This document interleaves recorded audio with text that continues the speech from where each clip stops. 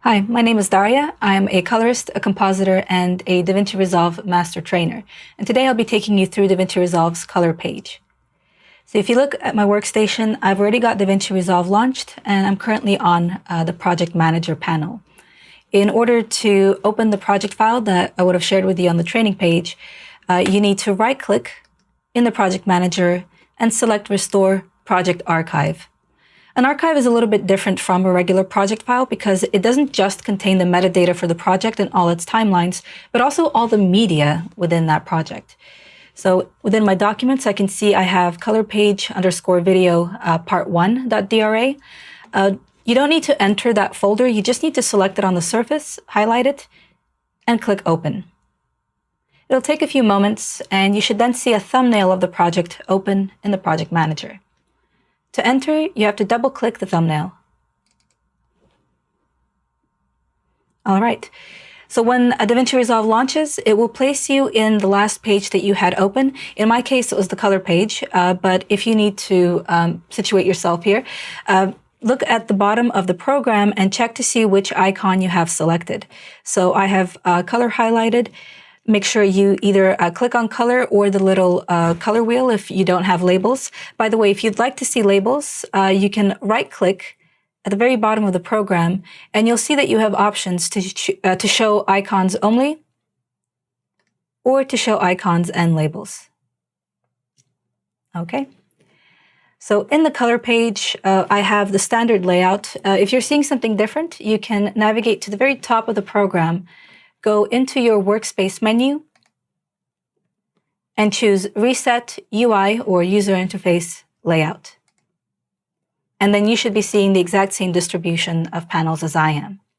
Now, at first, the color page might look quite busy, maybe a bit intimidating if it's your first time looking at it, but it's actually much easier to approach if you think of it as a series of relatively simple tools, all of which have, just one or two functions that have all just been amassed together on this page. So once you start learning them one at a time, it's much easier to approach. Let's take a look at the standard panels. At the very top of the page, you have three main sections. You have the gallery in the top left corner where you're going to be storing your stills. Stills are a way for us to grab high-quality image grabs of frames from our clips, but they're also a way of saving our grades, so we can then reuse them at a later time or with different clips on the timeline. In the middle, we have the viewer, which I think is pretty self-explanatory. It's showing us our color grade as we perform it. But it also offers a lot of additional functionality based on which panel you currently have active or which tool you're using. So it's actually quite reactive to whichever tools are in operation. And then in the top right corner, you have the node editor. This is where you're going to be creating steps for your grades to ensure that your grade is nice and clean and that your image signal integrity is preserved. So that's something I will go into much more detail later on. But just keep in mind that this is pretty much where the magic happens. Underneath the viewer, you have two forms of the timeline. You have the thumbnail timeline, which is represented with these larger thumbnails that you can click amongst, either with your mouse, or you can use the arrow keys on your keyboard to navigate between the different clips of the edit. You can also use the left and right key to navigate between frames. Underneath the thumbnail timeline, you have the timeline ruler. Now, this looks a little bit more like the timeline on the edit page, in which you can see the duration of the clips, their relationship to one another, and different video tracks. So you don't always need to see the duration of clips when you're color grading, but if you did, then you can refer to this timeline at the bottom. You can also select the playhead and drag to navigate between the media clips. And then finally, in the bottom third of the page, you have your collection of palettes, which is all the tools that you're going to be using in the color page. If you are using a desktop resolution of 1920 by 1080 and above, then you will see a distribution of like 3 columns of these palettes. But if you have a smaller resolution, then you'll find your palettes collected into just 2 columns, left and right. To navigate between the different palettes or tools, you need to click on the icons above the palettes, and that will show you all the different tools that you have access to. By default, you will have the primaries wheels and the curves open at the bottom. And then on the right-hand side, you have some additional tools like the keyframes palette and the scopes, which I'm going to select and leave open. So with the scopes, I can see the analysis of the video, see the signal strength in the luminance, and also the red, green, and blue channels, which is going to be really helpful for balancing and matching my media. At the very top of the page, as with all the other pages in DaVinci Resolve, you have the interface toolbar, which is this very narrow strip that features a series of buttons that allow you to hide or reveal panels based on what you need to do on the page.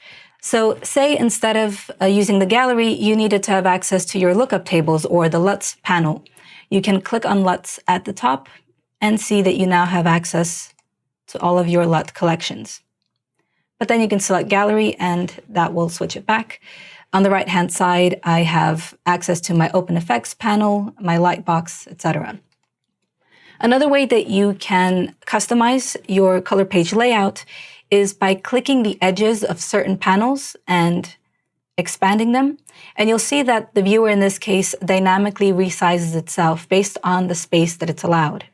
And then if you ever need to reset your layout, you saw at the beginning of this video that you could go into the workspace menu at the top and choose Reset UI Layout.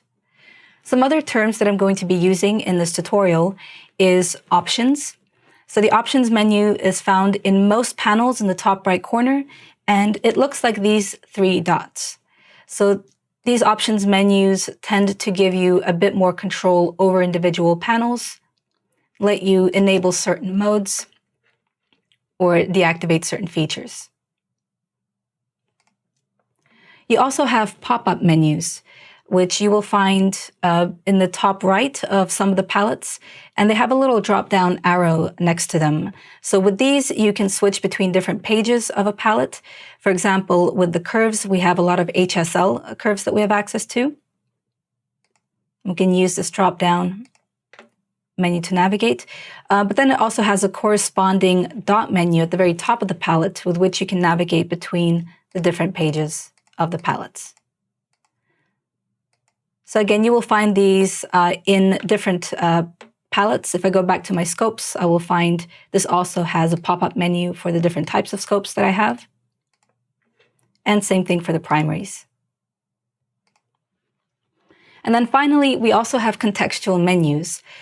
These are also known as right-click menus. Whenever you right-click in an area of the color page, you will find a selection of additional commands. But what's interesting about this menu is that it changes based on where you click. So you will have access to different commands or actions based on the element that you're right-clicking on. All right, now that we're familiar with the layout, we can start looking at our primary grading tools. When we talk about primary grading tools, we talk about making changes to the entire frame of the image. So we could do this for a variety of reasons. The main two is, first of all, corrective. So this is where we want to balance the image, match it to another clip in the timeline, get rid of any color cast that may have been captured in camera, basically make it look as nice and clean as possible. And then there's also the creative reason for primary grading. So this is where you design a look and you want it to affect the entire frame or the entire scene. We perform primary grading with a whole combination of tools, but really the most common ones is the primary color wheels and the curves that are open by default in the color page. So you see these currently open at the bottom of my color page. I've also got scopes open, which I like to use in order to properly analyze and understand what's happening in the frame. I'm going to navigate to the first clip on my timeline, and I'm also going to change my scope type. Right now, we're looking at an RGB parade, which is giving us a readout of the color intensity of the red, green, and blue channel. This is really helpful for certain workflows, especially when we're matching clips. But in my case, I just want to focus on the tonal range of the image. So I will switch from parade to waveform. There we go. And it's currently giving me a single video readout of this frame with the red, green, and blue channels superimposed. I might want to change this to give me just a luminance readout. So I will go into my settings at the top, switch from RGB to Y, and disable colorize. There we go. So we have this floating settings menu, which I can pick up with my mouse and move aside. And you can see that the scopes in the background no longer have any colors. They're just a white readout. If I wanted to increase the intensity of this trace, then I could go into my waveform parameter here and brighten it up. So now I have a really bright trace in the background. So trace is what we call the graph that's giving us a readout of our video signal. And then to collapse the settings, I just have to click anywhere outside of that box and they will automatically go back to where they came from. So what are the scopes actually telling us? You read them from left and right across the image. So imagine your eye traveling from the left side of the frame to the right. And then top to bottom, they're representing the luminance of the image. So 0 at the very bottom represents the black point. This is the darkest that a pixel can possibly be. Right, so usually that's a value of 0, 0, 0 for red, green, and blue. Then opposite that, at the very top of the graph, will be the white point, or the brightest possible value that a pixel can be. So as you're reading this graph, you should see that there's a few very distinct shapes, especially these little pillars falling towards the bottom of the graph. And when we look at the image, we will find that as we travel from left and right, there are these areas of dark shadow in between these wooden pillars, right? So where there is shadow, the pixels are being reorganized and placed towards the bottom of the scopes graph to tell us that these are dark regions. Whereas in between these shadowy areas, we have a pretty neutral spread of pixels where there isn't really anything distinctly bright or dark. So they're all kind of bunching around the midtone. And if you look in the scopes, that's also quite well represented in this graph. So they're all just a little bit elevated, but they're not necessarily bright, right? So they're not being thrown all the way to the top of the scopes panel. With this kind of readout, we can understand exactly how we need to adjust our primaries controls to get a nice spread in the image, but make sure that it's not too bright, it's not blown out, and it's also not too dark, that we're not crushing the shadows. So for that, I'm going to use the primaries color wheels. Now, there's a lot going on here at first, so let's first understand what the individual wheels are doing. On the right-hand side, you have the offset wheel. This is one that will impact the entire image uniformly. If I click the control point in the middle of the wheel, I can hold and drag in any direction, and you will see that I'm introducing that color into the image in the viewer. I can also double-click the control point in the color wheel to reset it back to its original position. Underneath the color wheel, we have this black slider, which is called a master wheel, and this will affect the luminance of your image. If I click and hold it, I can drag left to darken my frame, or I can keep holding it and drag right to brighten the frame. Notice that the trace in the scopes is moving uniformly up and down. So that's exactly what the offset does. It will impact your image uniformly regardless of how light or dark it is, or how many shadows it has, or highlight points. To reset my settings, I'm going to go into the top right corner and click this round arrow to reset my parameters. Every wheel, by the way, has its own reset arrow. Plus, you have a global reset in the top right corner of the primaries palette, as well as most other palettes that allow you to reset the entire palette. So on the left-hand side, you have 3 more color wheels, but these ones have distinct tonal ranges. So they will impact an area of the image based on its luminance. These are called lift, gamma, and gain. And a shorthand way of remembering what they do is that lift will control shadows, gamma goes after midtones, and gain goes after highlights. So if I was to click and drag the lift color wheel, I will find that the shadows between the fence posts get affected more dramatically, and they start to go red, whereas the highlights are the last thing to get affected. And likewise, I can use the master wheels underneath those color wheels to then make the shadows even darker, but then go in the opposite direction towards the gain and make the highlights brighter, and thus establishing contrast in the image.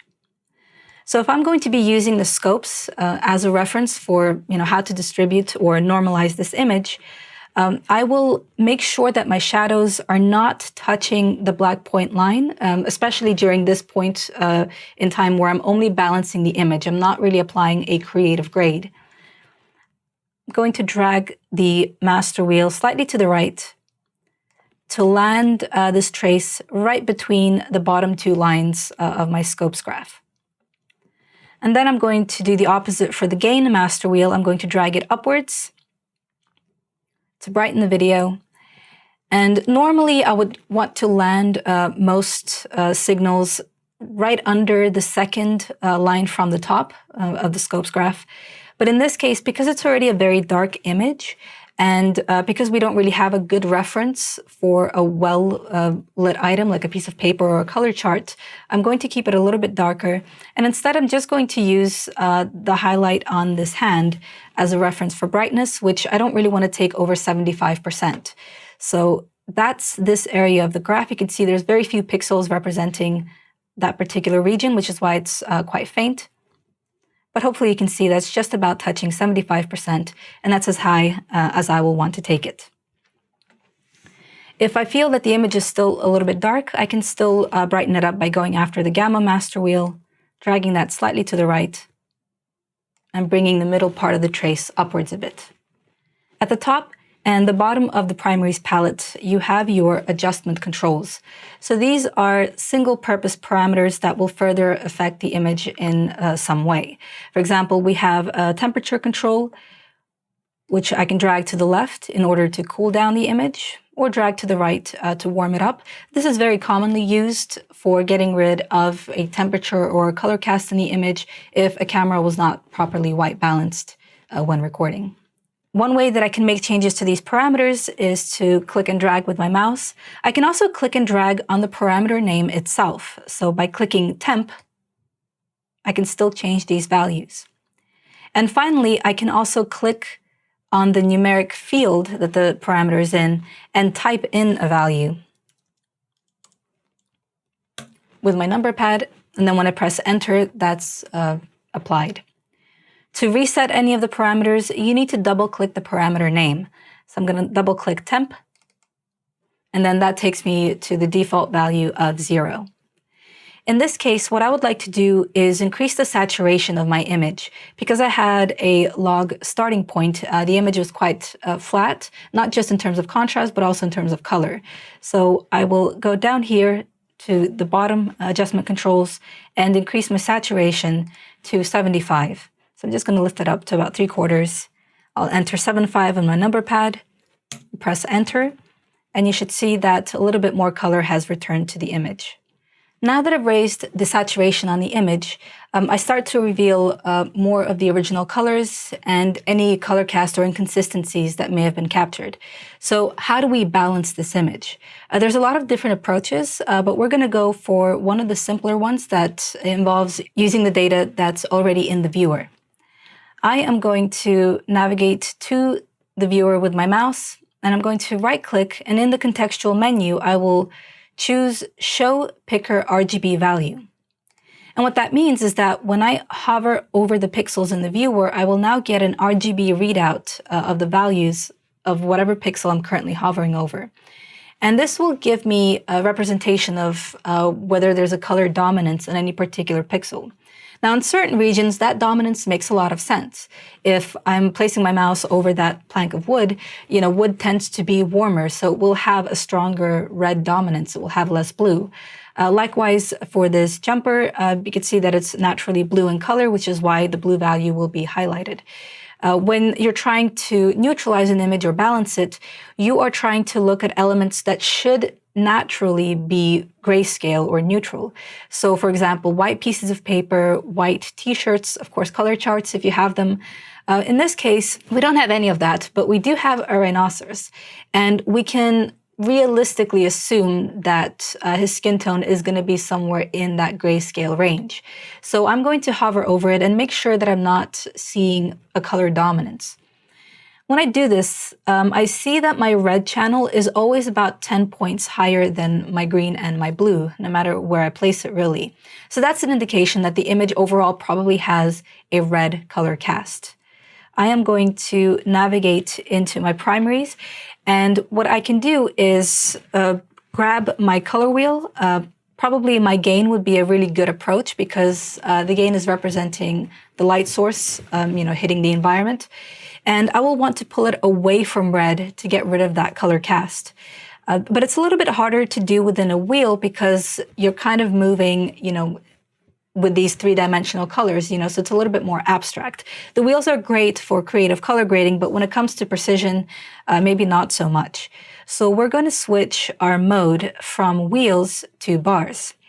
If you go into your pop-up menu, under wheels, you will see bars. These are also known as printer lights, and these will allow you to adjust very specific color casts in your tonal ranges. So in this case, again, we're going after the gain, which represents the highlights of the image, and that is anything that's being affected by the light source, which of course is the rhino and everything in the scene. And we are going to drag down in the red channel to remove some of that red dominance. To interact with bars, you can either click and drag down with your mouse, or you can also use the scroll wheel, which will give you much finer control over the values, so it won't be as aggressive. So as I scroll, I can see my image becoming more and more cyan, which is the opposite of red. I'll make sure that I don't pull it down far enough to reveal that blue. And instead, I'll just make a very minor adjustment. As you can see, the red's not too different yet. Then navigate back to the viewer with my mouse and double check what the values are looking like. And now they are overall much, much closer to the green and the blue values. Still a little bit heightened, so I can probably take it down just one more notch, but otherwise I'm pretty happy with this result. With my image normalized and balanced, I am now ready to apply a creative look.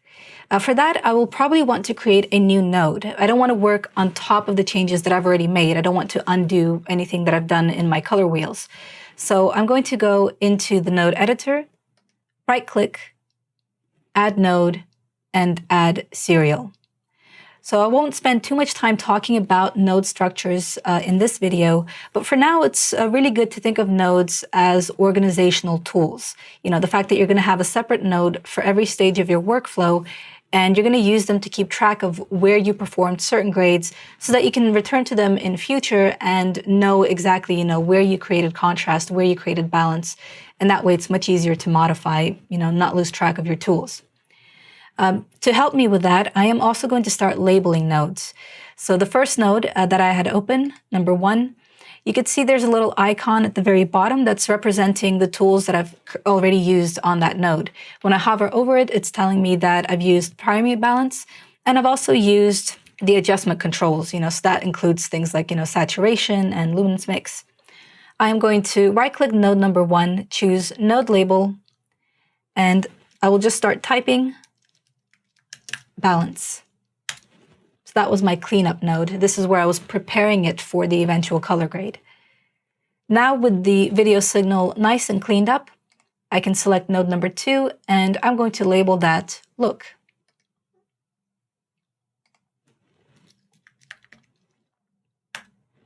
By the way, if you ever wanted to disable your color grade to see, what your image looked like before you started working, you can always click on the number of a node to disable it. So now you can see this is our original image. It was much darker, much flatter. And when I enable balance, you can see now it's looking quite clean, neutral, and also the luminance spread is much more natural looking.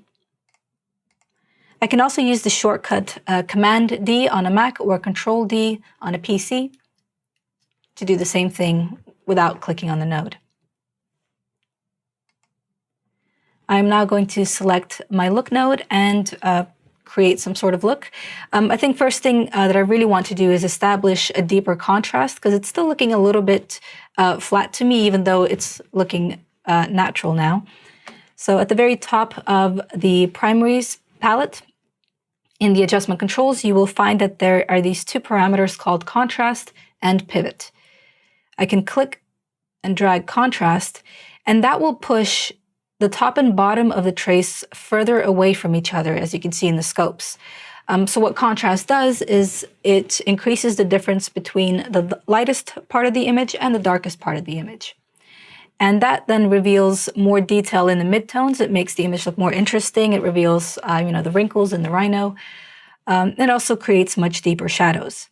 Sometimes, though, that does result in your image looking overall too dark or too light.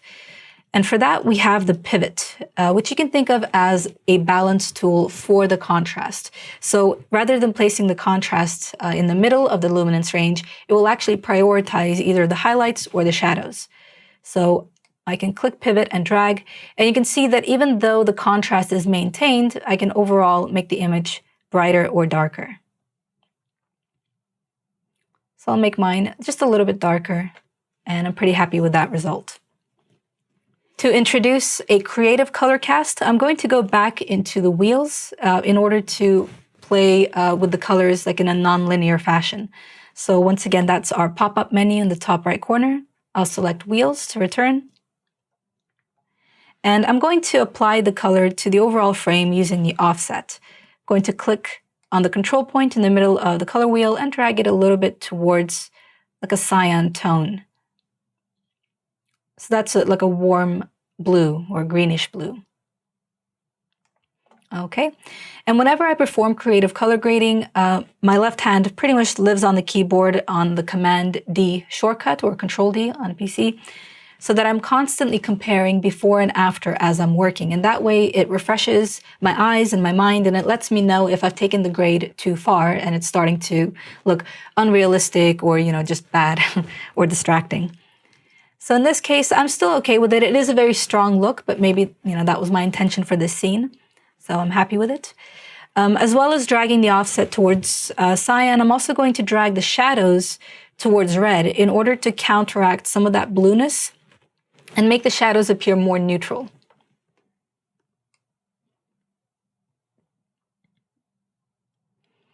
Okay, so then overall that has a pretty positive impact on the image. It's giving us like a bit of a dual tone. So it still looks quite unique, quite different from the original video signal, but it's looking quite natural to my eyes.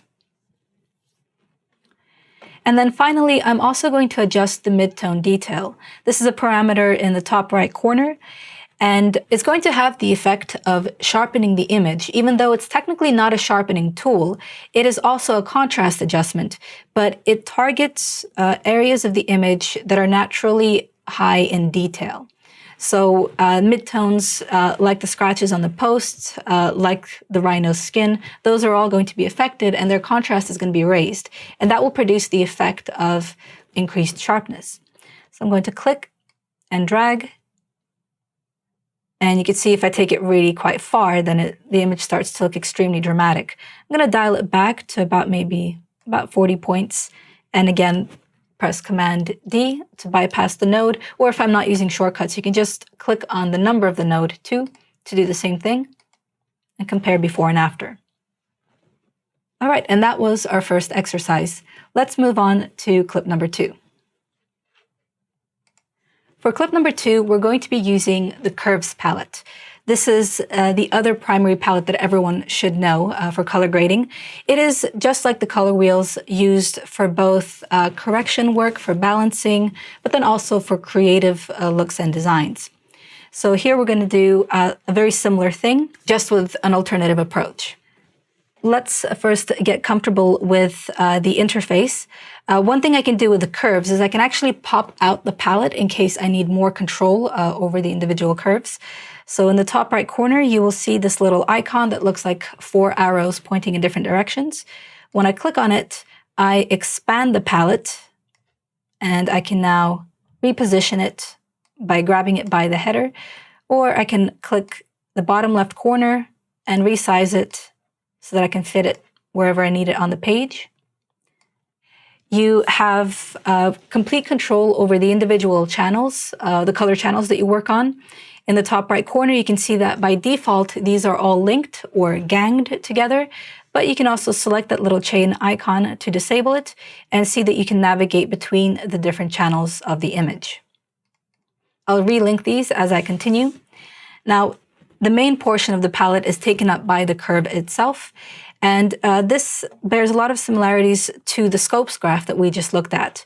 So the very bottom of this graph represents the hypothetical black point of the image and will impact the shadows. If I select this point and I drag it upwards, I am brightening the shadows.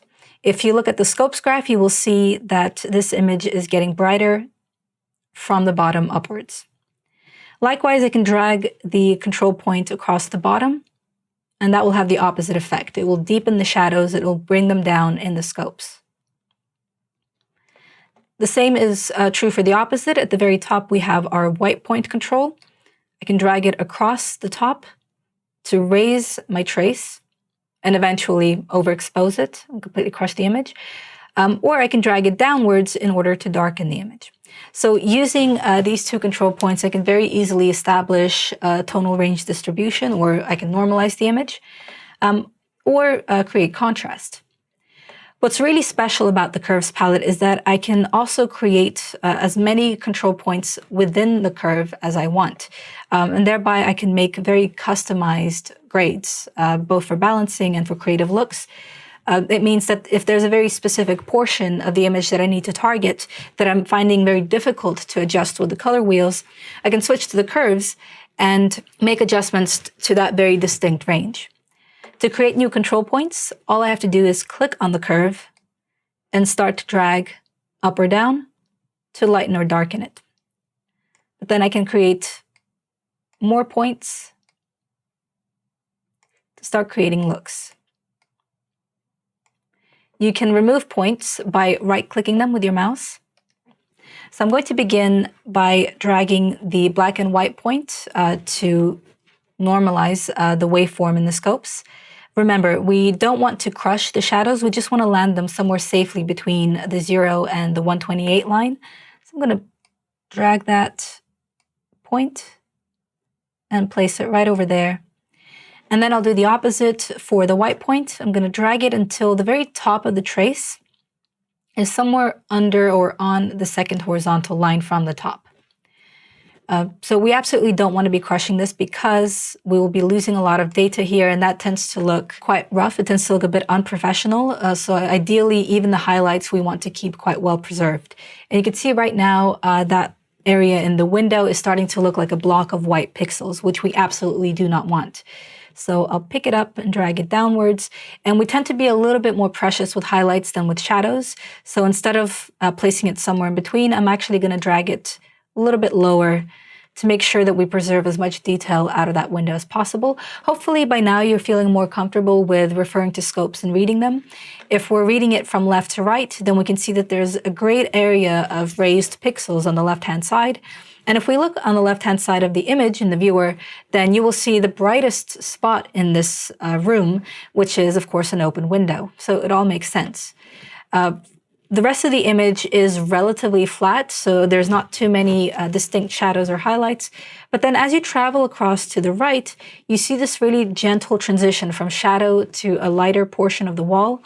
And in scopes graphs, this tends to look like a really gentle gradient, which is exactly what you can see hopefully on the right-hand side of the trace. So just a little wave going upwards towards the brightness. All right, so I have stretch the top and bottom of this trace. Sometimes you'll see that a change that you make counteracts a previous change that you had created. So for example, the shadows have now been elevated, and that's perfectly fine. A big part of color grading is reiteration. It's going back to tools that you used earlier and making further changes in order for the final result to look optimal.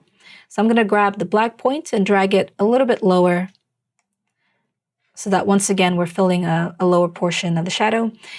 And finally, I'm going to create another point in the middle of the curve to control the overall lightness or darkness of the image. So kind of like using the gamma in the color wheels. If I click and drag, you can see that I can brighten the overall room or I can darken it. I can also refer to the histogram that's in the background of the palette. This histogram you can think of as an alternative representation of the image from the scopes, but rather than reading it from top to bottom, we're reading it from left to right. So left representing the shadows, right representing the highlights. So the majority of the image is actually quite low in terms of luminance. It's all the way down here. And if I want to target this region, I need to place the point over here, and you'll see that when I drag it upwards, much more of the image becomes brighter, much more dramatically. So I'm not going to be that intense, but I will lift it up just a touch. I can also perform a balance at this stage, but this time, instead of using the viewer and the RGB picker, I am going to go back into my scope's settings. So this is the little icon that looks like 3 lines. And here I'm going to reactivate my red, green, and blue channels. So instead of using Y, which represents luminance, I'm going to switch to RGB. And I'm also going to select colorize in my settings so that I can see what these channels look like in the trace. And then once again, I'm going to click off to remove the settings panel. And I can immediately see that there's a bit of a red dominance in the image. One thing that's important to keep in mind when you're balancing is to always keep an eye on context. If this was a video of a forest, for example, then I would naturally assume that the green channel would be quite dominant in the scopes, and that's perfectly fine. I wouldn't try to neutralize that. Likewise, if we had an image of a blue sky, then the blue channel will be dominant. But in this case, we're looking at the interior of a room. We have like these scales with what we assume to be, like usually they're printed on a white piece of plastic or white paper, so that we would assume to be neutral. There's no reason really for anything in this room to have such a strong red dominance as what we're seeing. So the most likely thing is that we have a color cast. So we are going to begin by isolating our red channel in the curves by clicking R in the top right. And I am going to reuse the midpoint by selecting it and dragging it slightly down. So you can see how the red channel has separated itself from the previous ganged channels. So green and blue are still there, but red has now started to move on its own. And when I refer to the scopes, I can see that red fringe is starting to disappear a little bit behind the other channels. Whenever you have pure white in the RGB scopes, that's when you know that 3 channels are perfectly overlaid and you have neutral, you have grayscale. I can also see that I have a bit of a blue fringe at the bottom of this trace, so I will also isolate the blue channel and drag that slightly upwards. All right, and hopefully you can see that the image has become a little bit more neutral. If you need to make further tweaks, then feel free to do so, especially if something doesn't look right in the viewer. But you can always reliably depend on the scopes to give you an accurate readout, no matter what monitor you're using. So I'm going to press Command D to disable the node to compare before and after. And you can see it feels almost like turning a light on. The image has become much brighter. The contrast is more defined. It looks more like real life. And also it's been neutralized quite a bit, so it no longer has that kind of yellowish or brownish tinge. Which means that I'm now ready to start performing other actions in terms of creating this look. I really want to create some contrast, but I don't want to keep using the same curves palette, because right now you can see it's quite broken up, and if I start to make further adjustments, it's going to be difficult to keep track of what was balancing and what was creative work. So I would rather collapse this palette by clicking on the X in the top left corner, and create a new node in which I'm going to establish contrast. So I will right-click on my existing node and add a new serial node. So a serial is just a standard corrector node that will appear after the node that you currently have selected.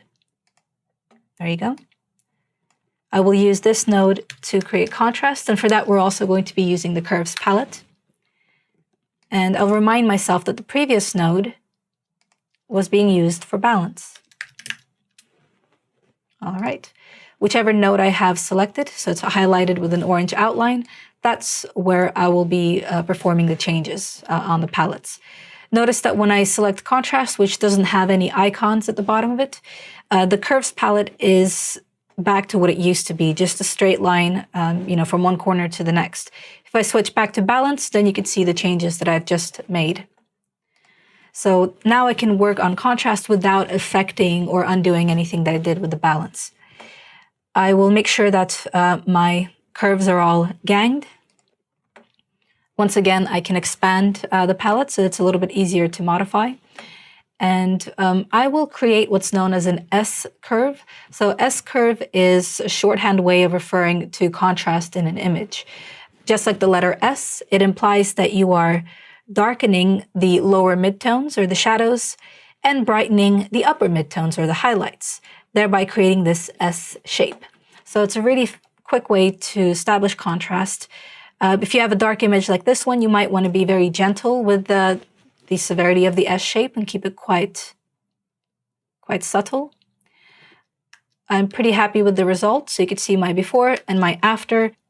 I also want to work on the colors of this image, but again, I don't really want to undo what I've already done. So it's a good idea to, once again, create a new node. But this time, I don't want to make changes to the colors after the current node, because I do feel like contrast is a good change to place at the end of a pipeline. Instead, I want to make my color corrections between the balance and the contrast. So for that, I'm going to right-click the contrast node, add node, but this time, instead of adding serial, I'm going to add serial before. So now a new node has appeared in that connection line between balance and contrast. And this will be my look. Just like with the remainder of the nodes on this particular clip, I'm going to be using the curves palette to create the look. Let me expand the palette one last time. And this time I'll start isolating the channels. What's fun is that if you want to introduce the color of a certain channel, you can select it, create a control point, and drag upwards to bring that color in. But when you drag it downwards, you're not just removing the color, you're actually introducing its inverse opposite. So the opposite of green in the additive color space is magenta. So you bring magenta in by dragging in the opposite direction. If you ever have any trouble remembering the different color pairs, you can refer to the color wheels in the primaries and see that, opposite of green is magenta, opposite of red is cyan, it's this light blue, and then opposite of blue is yellow. So if I were to reset these parameters, go to blue, I can introduce blue or yellow. Let me reset. And also introduce red or cyan. A quick way to create a look using the curves palette is to introduce two opposite colors into opposing tonal ranges of an image. So for example, if I have my red channel open, I could drag down in the lower midtones to introduce cyan into the shadows, or rather, I'll drag in the opposite direction and introduce red into the shadows, but then drag the other half of the curve in the opposite direction. And that's going to give me this really interesting, almost retro look on the colors. So this is actually called cross-process. It's a reference to older photo development techniques. And in this case, it almost always produces like a really attractive color look. So in this case, I've used the opposite ends of the red channel. You can see before and after. I can reset this and try the same thing for a different color, and it will pretty much always work. So in this case, I'm going to lift the bottom half of the blue channel to introduce blue into the shadows, but then lower the upper midtones to introduce yellow, its opposite. And that also gives us a really interesting result. I'm going to keep these control points relatively close to the original line so that the colors are pretty subtle to get this result. All right, if I wanted to look at this clip in full screen, I can use Command F as a shortcut or Control F on a PC, and then continue to use my shortcuts to bypass the node grade. So Command D, before and after, and this is me creating that blue and yellow look. If I wanted to bypass the entire pipeline, not just one node, there are a couple of ways I can accomplish this. First, at the very top of the viewer, you have this icon that looks like a little color wheel with some sparkles next to it. You can click on that to completely bypass the entire grade, and you'll end up looking at the original video signal. Or you can press Shift-D, and that will also disable the entire pipeline. And you can see at the very top of the viewer that icon again is getting crossed out to indicate to you visually that you're no longer seeing the grade. Now that we've created a few looks, let's save them for later use. So I will right-click within the viewer with my Clip 2 still open, and I will select Grab Still. And now a still will appear in the gallery, which contains, as I mentioned earlier, a high-quality one-frame grab of this video based on the frame that I had open at the time that I grabbed it, but then also all of the color grading data associated with it. I can even click underneath the still to give it a custom name. So in this case, this was the cross-process look. In case you're unable to reach or to click that area to start labeling a still, you can always right-click and choose Change Label, and you can do the same thing. Let's also grab a still of our first clip. Right-click, grab still, and that will appear at the very beginning here. I'll click to select it, and this was more of like a neutral cyan look. So this is a way that I can collect all of my different grades, my different looks. Something else I could do is also organize these into albums, which is the Color Pages version of folders or bins. To access albums, I need to click on the sidebar icon in the top left corner of my media pool. And you can see when I select it, the sidebar opens up and I have my default album Stills 1. I can double click to highlight its name, and I will call this my Looks album. Then I can also right-click within the sidebar to generate as many new albums as I need. So when I right-click, I can add still album, and that's my stills too. So it's really quite easy to stay organized when you're working with the gallery. But now the next thing I'd like to take a look at is matching clips to one another. So that is just as important as being able to read scopes, to be able to normalize and balance clips in preparation for the creative grade. But we perform matching for a slightly different purpose. So primarily it's so that you can have clips playing in a sequence and they all look like they're all part of the same environment. So let's take a look at 3 clips that I have in the timeline right now. I will disable the loop function in my viewer by clicking on the little orange arrow at the bottom. And I will press spacebar to play through these 3 airplane sequence clips.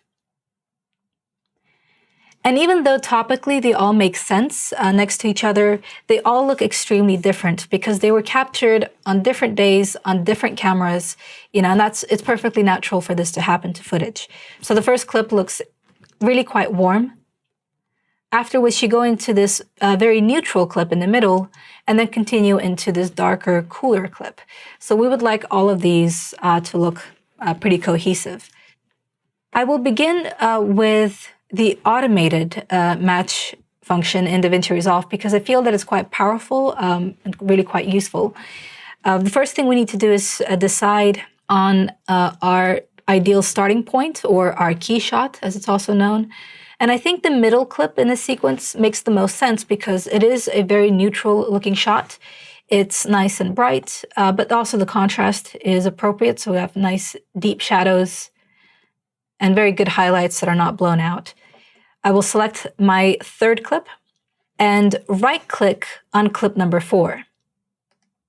All right, so this is a very important distinction to remember. The clip that you're changing has to be the one that you have selected, but the one that you want to match to is the one that you want to right-click. And choose Shot Match to this clip. It might take a moment, but hopefully you will see the colors shift as your opening clip now changes to match the look of the subsequent clip. You can see they're both nice and neutral now. They have the same color tarmac even, so that's the ground, same color fuselage on the planes. They both look very similar in terms of color balance, but also in terms of contrast. You can see that the shadows underneath the airplane are just as rich in both cases. So now if you were to see this as part of a documentary or a feature, this would look a little bit more natural, like they belong next to each other. We'll try the same thing for clip number 5, once again using clip 4 as my key. So I will have 5 selected. If you right-click the active clip, you will not see shot match to this clip as an option. So you have to make sure that you are right-clicking the key instead. Shot match to this clip. All right, and that's also given me a pretty good adjustment. Remember, you can continue to disable a node or press Command D to temporarily hide the grade. And there absolutely has been a substantial change, but it may be not strictly as accurate as the previous one had been, and that's perfectly fine. So in this case, I can see, for example, that the shadows are much deeper in our key shot. If I look at the wheels or if I look at the engines, and also refer to the scopes, you can see that these fall pretty low down, right above the 0-point line. But when I look at number 5, those points are elevated, so they look a little bit flatter in the viewer, and they're also much, much higher in terms of the scopes. I will go into my primaries palette and drag the lift master wheel to the left to darken that range of the image, and try to get it into the same position in the scopes as it was for clip number 4. All right, so the shadows are looking much better. I think the highlights are also pretty good. You can see they're a little bit lower perhaps in clip number 4, a little bit elevated in number 5. So I can drag those down.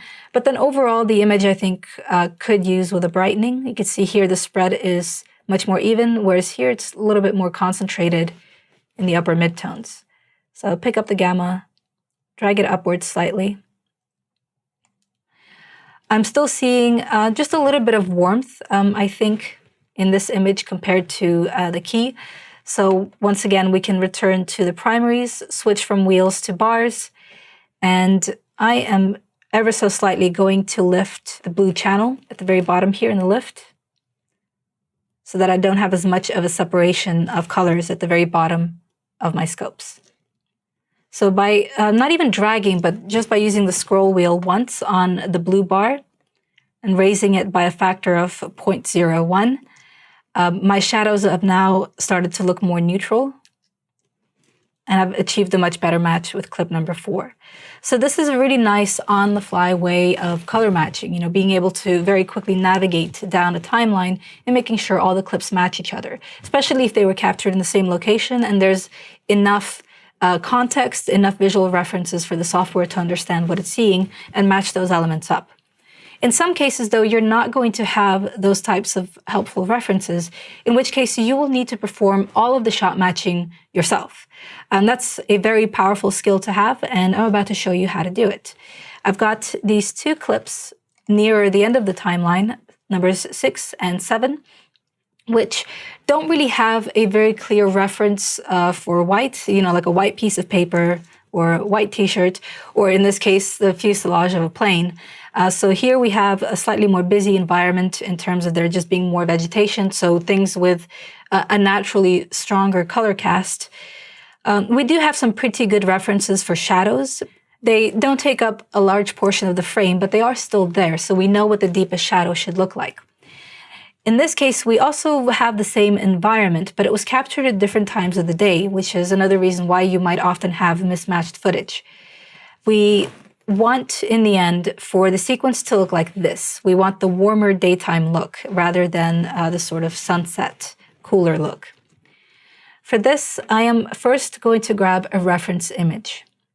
So I'm going to open up a brand new album in the gallery because I don't want this to end up in my looks. I'll select Stills 2, and then I'll right-click the viewer when I have clip 7 open and choose Grab Still.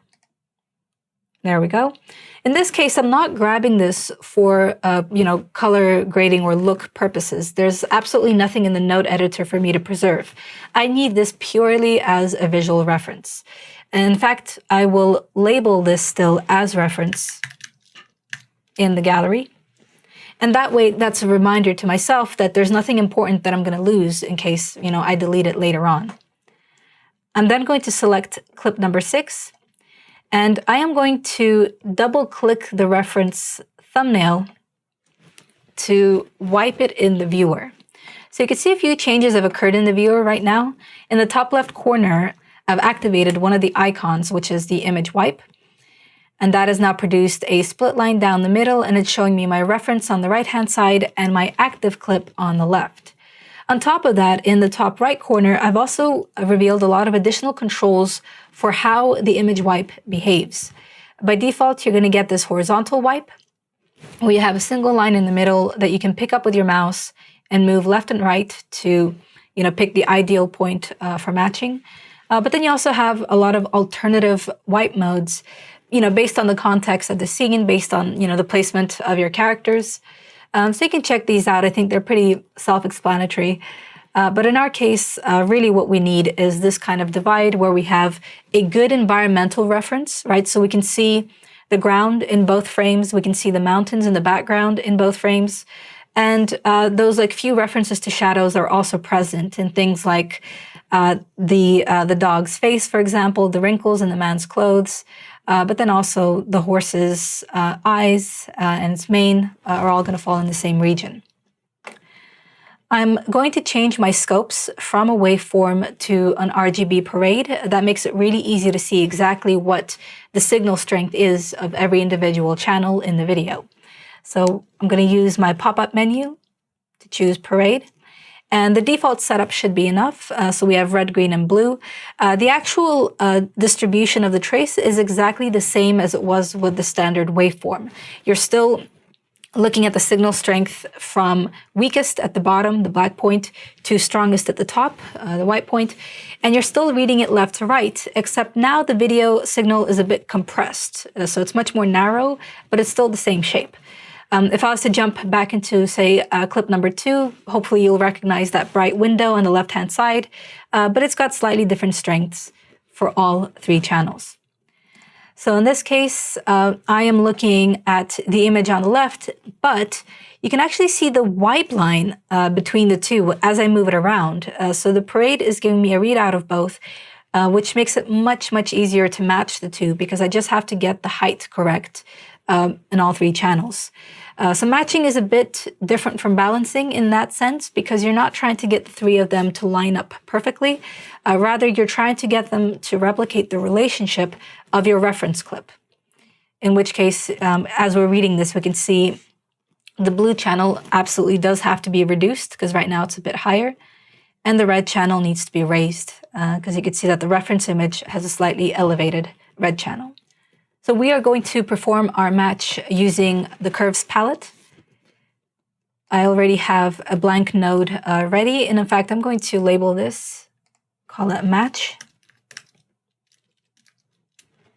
And I'll begin by isolating my red channel, and I will raise its white point to drag the top half of this red parade. And I only need to drag it a little bit. You can see that it starts to match the arc of the reference red parade, and that's perfectly fine for me. I'm happy with it. I will now do the same thing for the blue channel. So that's a little elevated. I will do the opposite. I will select blue, drag the white point, and lower it. So once again, it matches the arc of the reference. When I look back at the viewer, the color grade is looking very, very close, right? So that's already a very good match. And that just required 2 very small adjustments to the red and blue channels. One maybe final thing I would like to do is also match the bottom of the green channel, which right now I can see is a little bit elevated in my active clip versus my reference. So I will isolate my green channel, select the black point, and drag it down ever so slightly. Okay. So now we have a pretty good match between the 2. In fact, I can disable my wipe mode in the top left corner by selecting this image wipe icon. And I can use my up and down arrow keys to cut between the two clips. And then I can also play these back to see how well they match each other. And I think that's looking really nice, much, much closer than what it used to be, which was, of course, this, the much cooler look, followed by the warmer one. But here's where the real magic starts. Once you've achieved a match between clips, you can now start to design looks for your scene, and you don't have to recreate the look every time you need to use it. You can simply copy and paste it across different clips, and as long as they have the same starting point, they will continue to match. All right, so it's all about getting it out of the way in the first node of the pipeline. For example, in this case, I can create a new node, add serial, and this will be a node for contrast. I will once again use my curves, but this time I will combine all of my channels, I'll gang them, and I will start by maybe dragging the top and the bottom points in opposite directions to really drag out the potential of this image. Because this is a creative contrast look, there's not really as many strong rules around it. So if I start to, for example, clip my shadows, it's not as big a deal. But let's see, I'm gonna click downwards to maybe deepen the midtones, which I think looks really nice. It produces more color, more saturation in the image. And then drag the highlights up to give me a bit more separation to reveal more detail in the ground. Great. Once again, I'll press Command F to see this image. I can press Command D to disable. You can see this is before and after my contrast. And I can also press Shift D to bypass the entire pipeline and see that this was my original image followed by the grade. If I wanted to apply this exact same contrast to the following video, I can select this node in my pipeline, and I can either use my edit menu to choose Edit, Copy, or I can use a standard keyboard shortcut, which is Command-C or Control-C on a PC. Select that. Now I can navigate to clip 7 and choose Edit and Paste, or Command-V, Control-V. The contrast has been pasted, and the look between the two clips has been maintained because they had the same starting point in terms of chrominance. The next thing I'm excited to show you is the filter option in the color page. So remember when we looked at the interface toolbar at the very top, I told you that there were certain panels that you can reveal and hide by pressing on certain buttons. One of those buttons is Clips, which collapses your thumbnail timeline underneath the viewer. But if you look right next to the Clips button, you will also see this little drop-down arrow. When you click on it, you reveal a series of filters that you can apply to your timeline.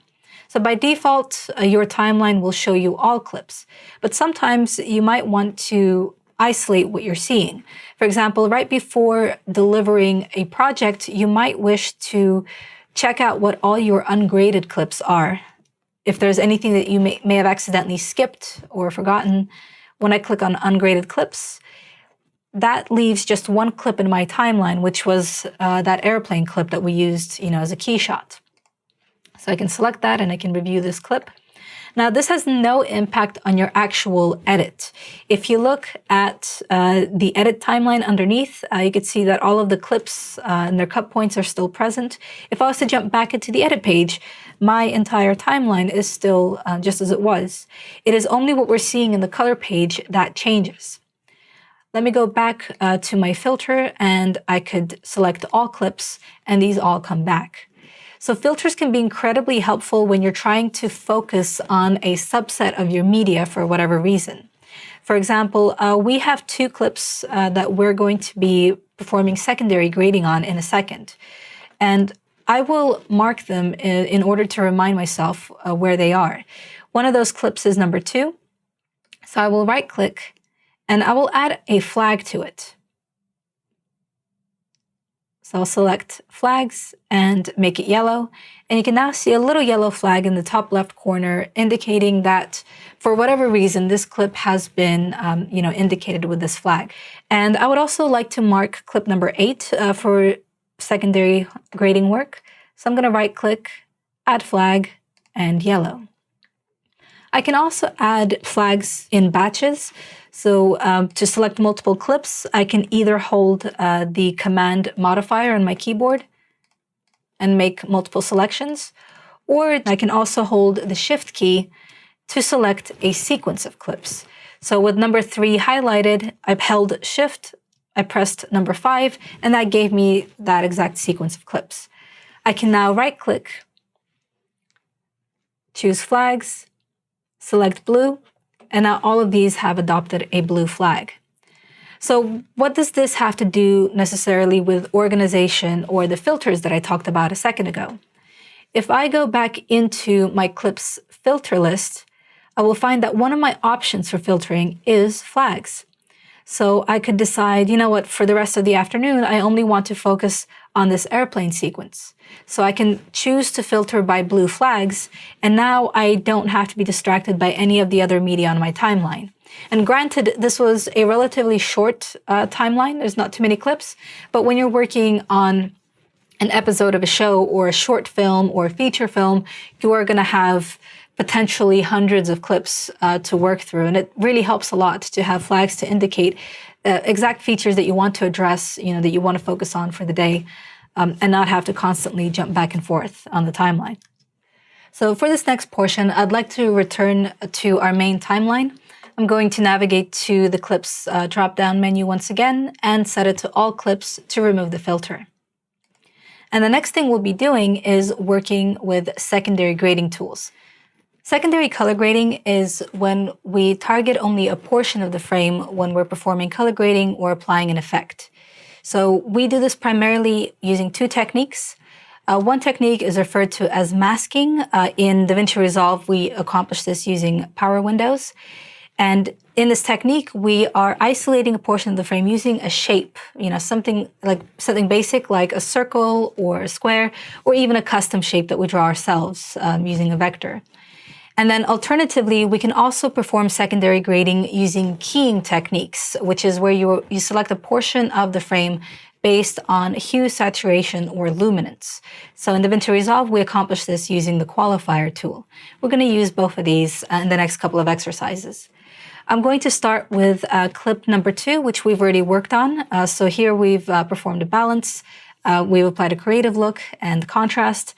But in our case, I also want to isolate the face of these scales in order to make the detail here pop out even more. Because that's obviously the purpose of this shot, is to get the audience to look at the detail right in the middle. So I'm going to try to make it as clear as possible.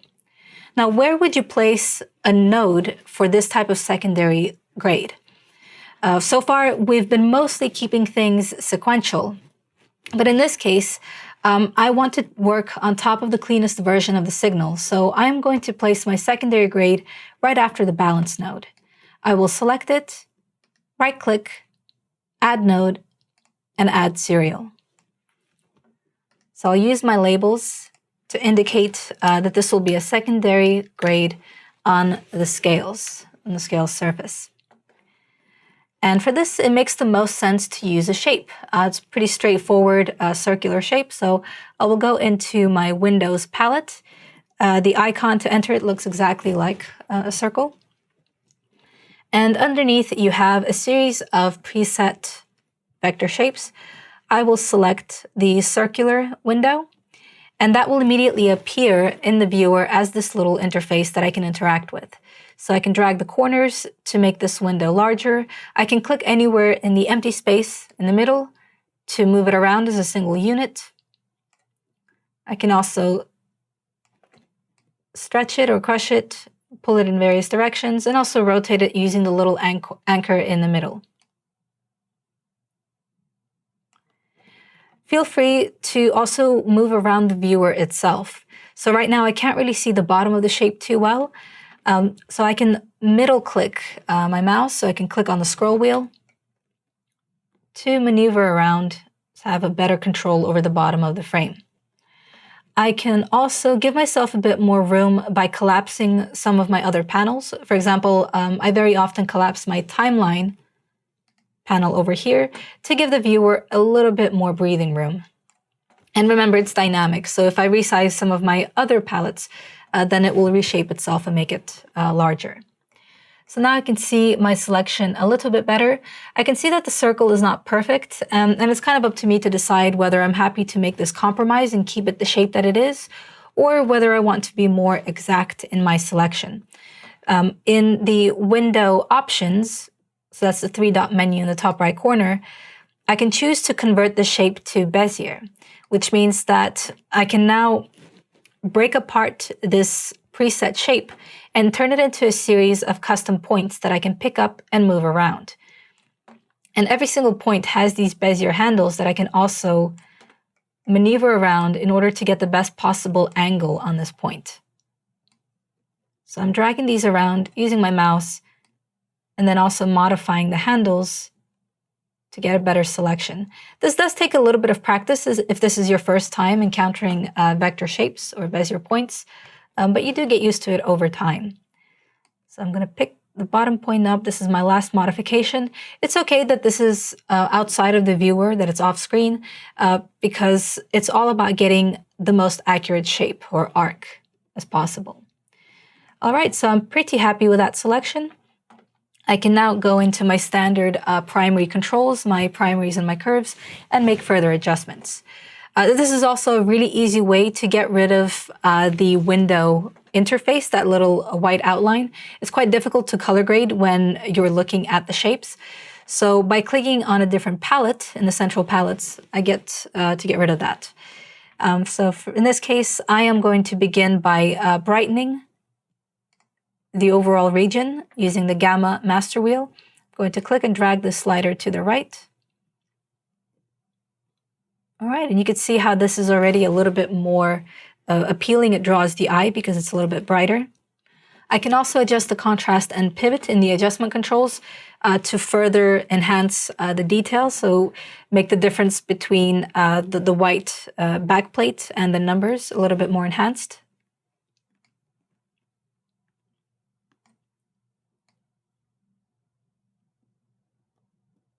Great, that's even better. And then finally, I can still use the mid-tone detail to further enhance the detail of the numbers and the little lines running across the perimeter. Great. And I can disable the scales node to see before and after, and you can see how much more vibrant it's become. But because this node is followed by the look and the contrast nodes, they are still affecting the end result in terms of the look, right? So we haven't undone any of that cross-process that we created, any of that contrast. So it still fits very well into the overall appearance of this clip. If you feel that the edge of your circle is starting to look a little bit harsh, a little bit sharp, you can always return to your window palette and use the softness controls to maybe make it a little bit less dramatic. So that's still going to be hard to do with the window outline, which means that I can go into my viewer pop-up in the bottom left corner. These are my on-screen controls. These determine what kind of tools or outlines I see in the viewer. I'm going to select that and set it to off. And that way I'm still working in the window palette, but I no longer have to see that circular outline. So I can click and drag my softness control, and you can see that makes it really easy to conceal the fact that I have placed a window there. But I don't want to take it too far. I do still want there to be a bit of an edge. So the last thing I need to consider with a shot like this is exactly how it's going to play. I will re-enable the looping function at the bottom of the viewer, and I'm going to play through. It doesn't look too bad, but as the scales swing, they kind of move out of the influence of my power window. If I activate my outline, you can see that as the scales swing forward, they're no longer being graded, and that's not great. So I would like to have the window follow the movement of the scales. That is relatively easy to achieve in the tracker palette. You'll find this right next to the power window. So the two of these are actually quite intricately linked. The tracker will always react to any windows that you apply to the viewer. And in fact, you can't really run a track in window mode unless you already have a power window enabled.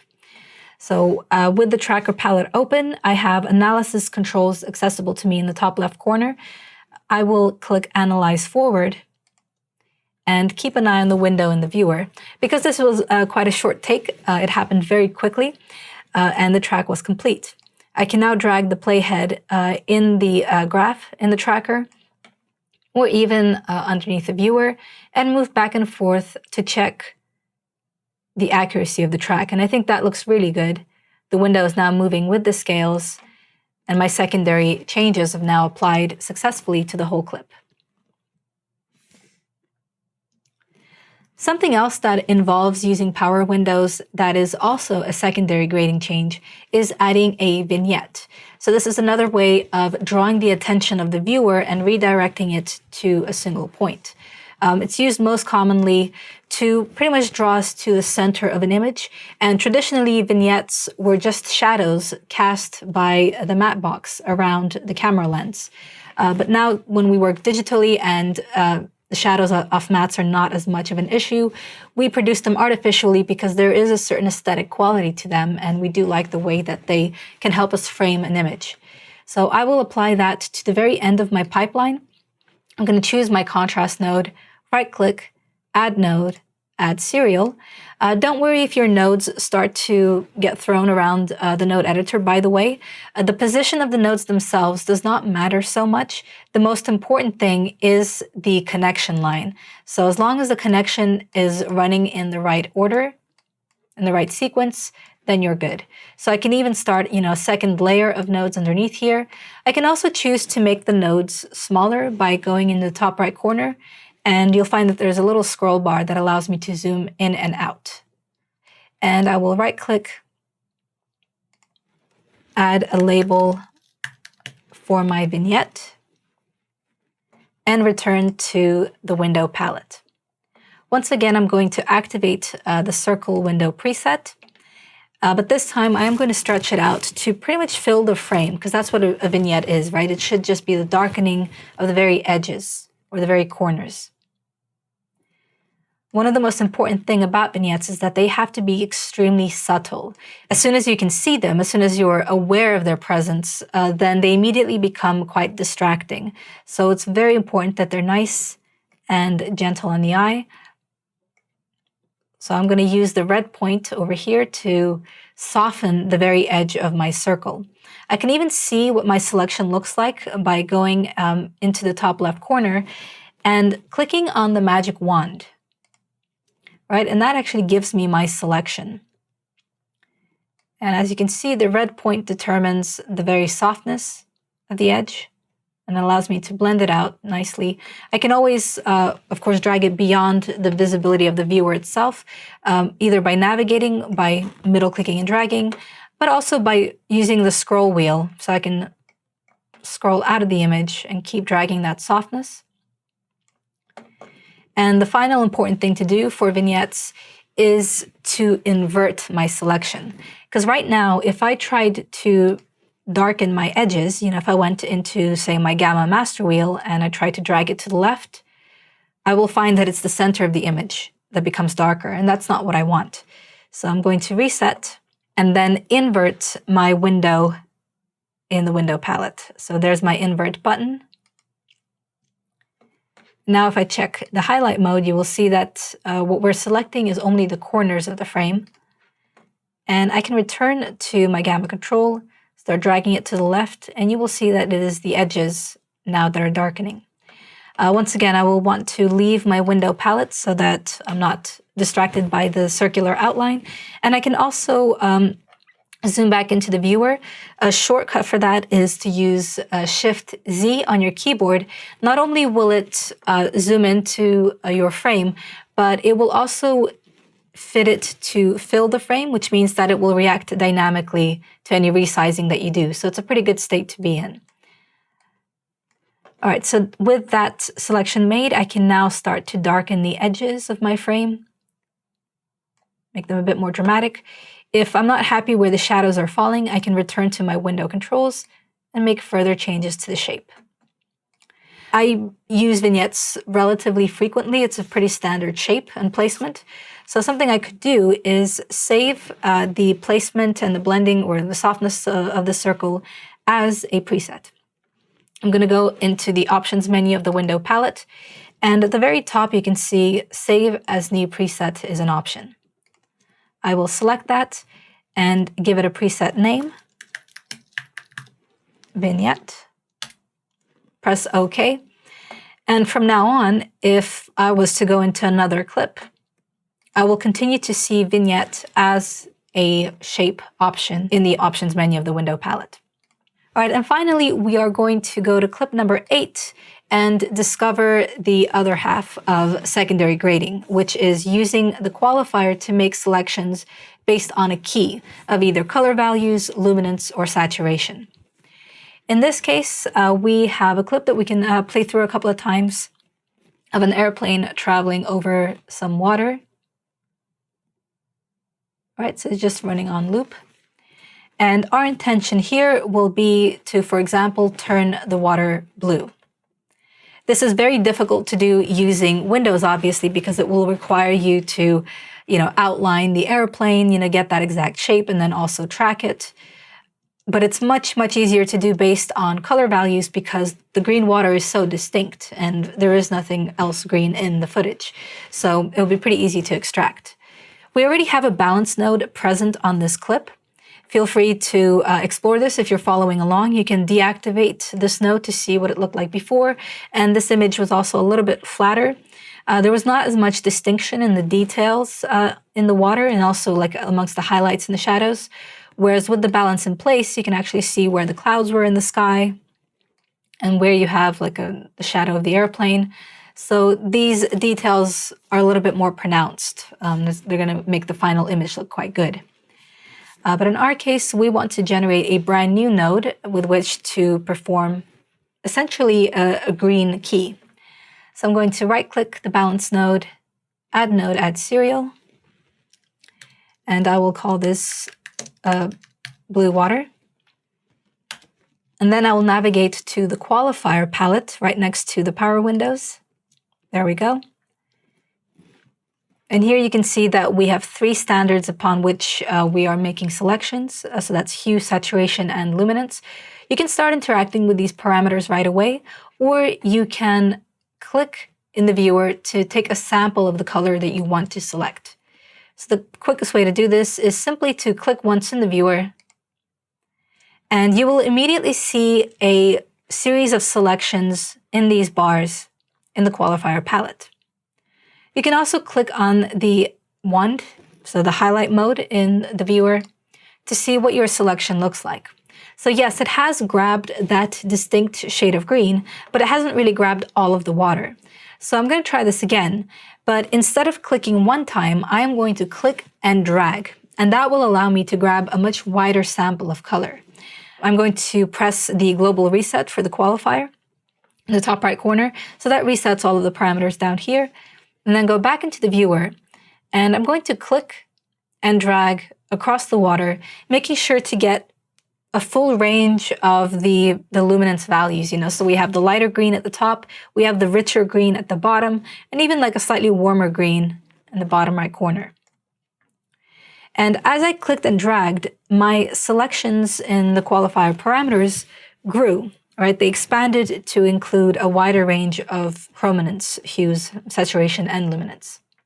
When I click on the highlight mode in the viewer, I will see that that selection now looks much more solid. So you should see mostly green water, maybe still a few areas that have not been picked up, but that's fine. We can now refine this. So if we go back to the qualifier controls, you can continue to interact with all of these. I can click and drag the edges of my qualifier selection. And as I do so, you will notice that the selection in the viewer is affected. So I'm getting few and few of those gray spots. And gray, when you're in highlight mode, means that an area has not been selected. So it's good that the airplane is gray and the birds, but everything else, all the water, should be green. And that's not looking too bad. if I still found, that there were areas that were not being selected, despite the color, range seemingly being represented, I could then continue to make changes to saturation and luminance. But once I'm done with these three, I can also now go into the top right corner of the viewer where I have some highlight specific controls.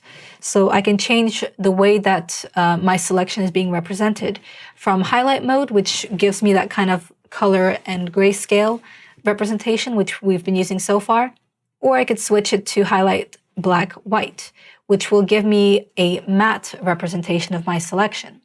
So here I can see that whatever is represented as white or opaque white is fully selected. Anything that's black is not selected. So we want to make sure that we don't have any spots, any dots visible, and also that there's no selections like on the airplane itself. To clean up your selection when you're in this mode, black and white, you want to use the matte finesse controls on the right-hand side of the qualifier palette. So denoise is a very popular choice because that will get rid of a lot of like the smaller issues that you might have with the edges of your selections and with the object that you have. So for example, that sort of cleaned up a lot of the issues I had inside the airplane. And then clean black and clean white, you can almost think of as master wheels. So if something was already pretty dark, but there was a few white flecks in it, then clean black is just going to get rid of those last remaining bit of noise. And then I can also use clean white to get rid of some of the noise around the birds. And then if you feel like you want to add a bit of softness to your edge, you can also use something like blur radius. I tend to leave that until after I start color grading to make sure that I can justify the level of softness as opposed to just guessing. But in that case, I'm really, really happy with this selection. So I think we've got a really clean extraction of the water. I'm going to turn off highlight mode. And I can now start to perform the color grade.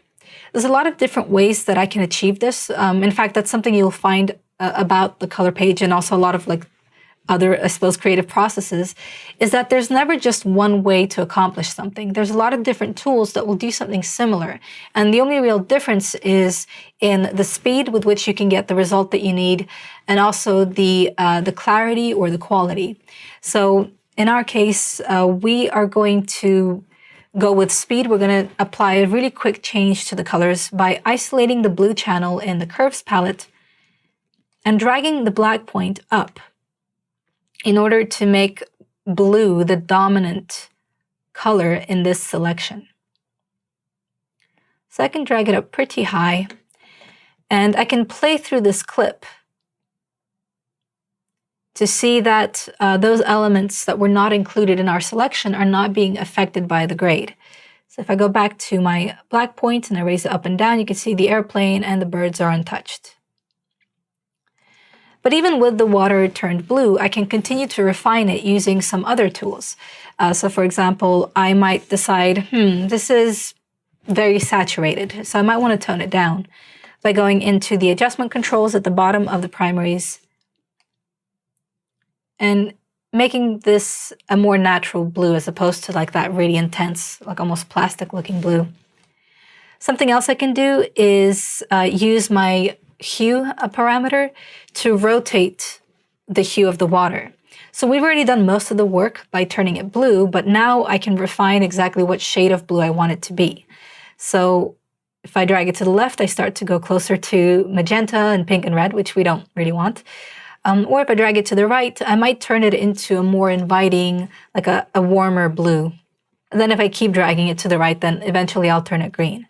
So I want to kind of keep it close to the original range, but maybe a little bit further to the right. All right, and that takes care of the water. We've turned it blue. But you might be looking at this image and thinking like, well, what about all these birds at the end? It feels like they're still quite desaturated and colorless. I think in the original footage, if we press Shift-D and we turn off the entire pipeline, you can see that they had a hint of pink. So these were clearly flamingos, and we've now lost a little bit of that color. So it'd be really nice to bring it back. The great thing about working with nodes is that you never have to repeat a workflow. And you never have to like really copy and paste so much when you're working within one image. You can just reuse a signal as many times as you need to. In this case, I would like to continue working on this selection that we've made with the water, but just redirect my attention to the birds. So I'm going to right-click on my latest node, and I will add a new node, but this time I will choose to add an outside node. And what that is going to do is, once again, make a standard corrector like we've been using this whole time, but it will invert any kind of key data that your current node has. So I'm going to click Add Outside. And for the first time, we're seeing a brand new connection. It's this blue one. And it is actively inverting what we've just created in the blue water node. But now when I click on Highlight, I will see that the white is focusing on the airplane and the birds. And if I switch back to highlight mode, you can see that those are the elements that we will be affecting when we color grade. So with this, we can color grade the birds. I'm going to right click, node label, flamingos. If we were to start making changes in any of our primary tools right now, we would also be affecting the airplane, and that's not something I want to do. So I will need to first isolate it from our selection. We can go into the window palette for this and simply create a subtractive window that will extract what we don't need. So this is a really fun thing about secondary tools, is that you can mix and match them, you can combine them. Oftentimes, the qualifier will do a lot of the heavy lifting for you by making a selection based on color, but you might still need to use the Windows palette to isolate things, that you want to keep, or maybe subtract things that you don't. So I will click on this circle preset, pick it up and drag it right over the airplane in the viewer, and then resize the circle to make sure it's not overlapping any of our birds. I'm also going to make sure that you'll see that the airplane never leaves the confines of that circle. So as I drag my playhead to the left, I see that it very slowly exits the frame and disappears like so. I will switch back into highlight mode, and I will find that the only thing I can see right now is the airplane. And that makes sense because by default, all windows are additive. So it is keeping, what I've selected. I want to do the opposite. I want to invert that shape. So now I'm keeping everything that's outside of it. I've made it into a subtractive window. And this all looks good. So I can turn off my highlight mode, go back to my primary tools, and turn those birds pink. This time we can use the wheels. So because they're all very bright, I will use the gain wheel for that. Remember, that goes after the highlights of the image. And I can drag my control point towards pink or magenta to give them a little bit of color. Now, they might look really quite saturated, quite extreme, but something you have to keep in mind is how shortly they are present in the sequence, really. So it's only just a few frames, maybe 12 or so frames at the end of the clip that they come into view. In that case, it's okay to leave the colors a little extreme. It's okay to leave the selection, as is, because we will have just enough time as an audience to process that they're there before the clip cuts to something else in the timeline.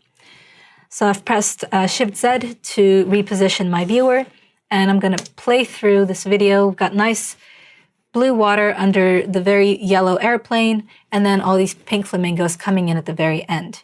And that wasn't too difficult to accomplish.